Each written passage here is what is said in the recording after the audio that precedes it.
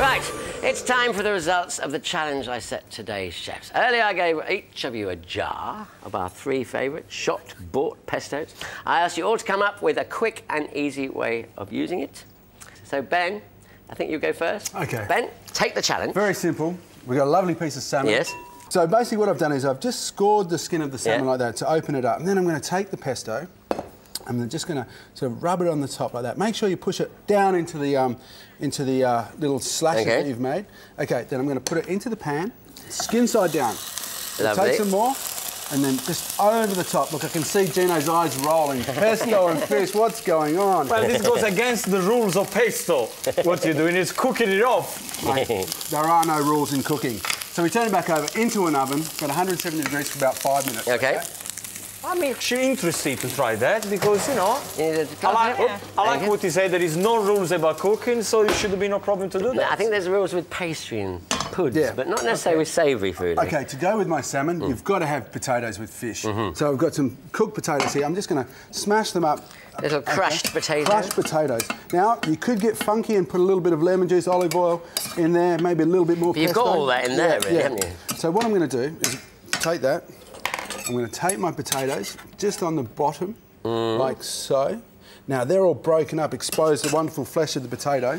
And they're going to absorb those lovely potatoes, the lovely oils and things from the Exactly. The pesto. juice of the fish is going to drip down through the old salmon, and we'll just tart it up a little bit around the outside. Look at that. Beautiful. Beautiful. I'll give you the beauty shot on that. That's our first pesto challenge from Ben.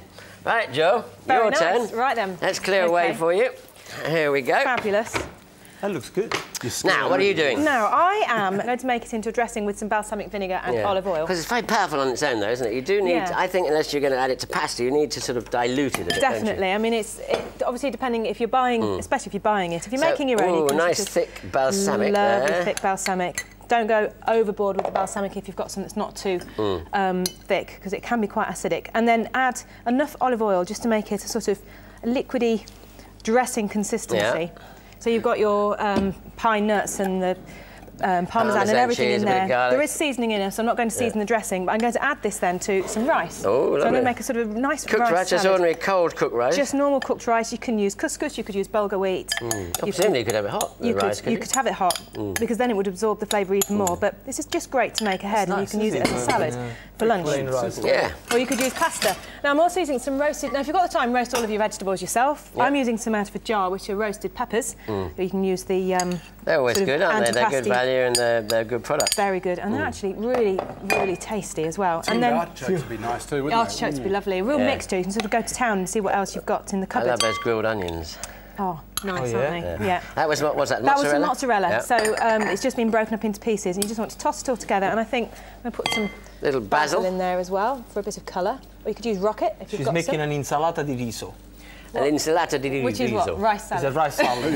It just sounds so much better, doesn't it, when said in Italian? Yeah, but when they say that to an Italian woman, they'd much rather hear rice salad. Oh, yeah. See, the thing is, it's always, you're right, it's always the other way around. You know, they rather listen to an English language than an Italian if they're already Italian. So that looks good. There we go. So I've just added a pinch of salt and pepper to the actual salad. Stick it in the bowl. To the dressing, and then let's use a bigger spoon. Great for a supper. You could have some grilled chicken with this, which would be really nice. Or it could be nice, part of a buffet, sort of anti-pasty buffet, couldn't it? Exactly. It's a haven't really had to food, you know, when you do go for too much hard work. Yeah. Are we done? We're done. We're done there. There's Joe's lovely salad de riso. And now for you, dear boy. Okay, what I'm going to do, I'm going to dress some boiled potatoes. It's a potato salad, great for vegetarians. So we got the potato here that we've been cooked. What you want to do, leave them with the skin on. None of this peeling and stuff. Make them more or less...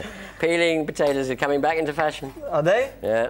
Well, they're better for you with the skin on them. I know, more fibre. More fibre. Yeah. More flavour, definitely, I think.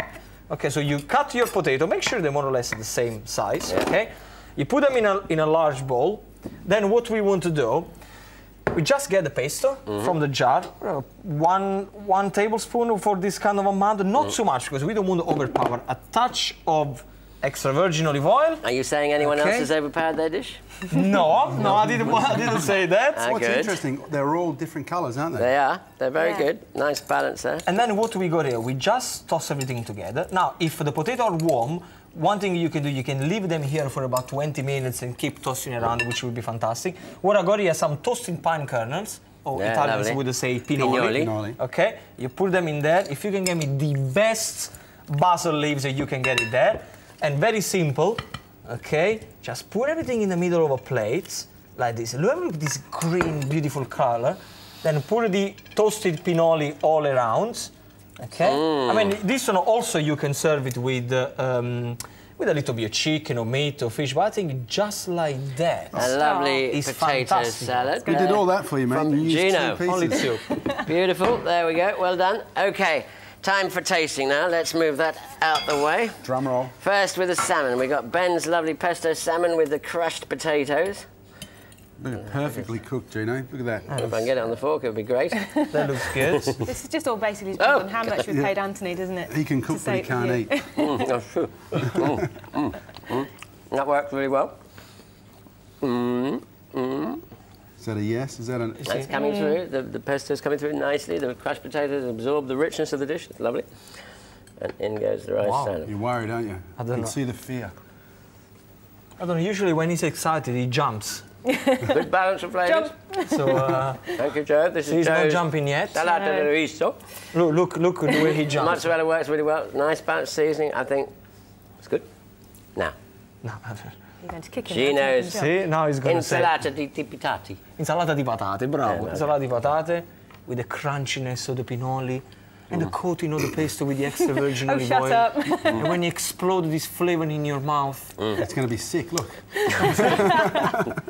They're all, I have to say, there's no losers on this show because they're all wonderful.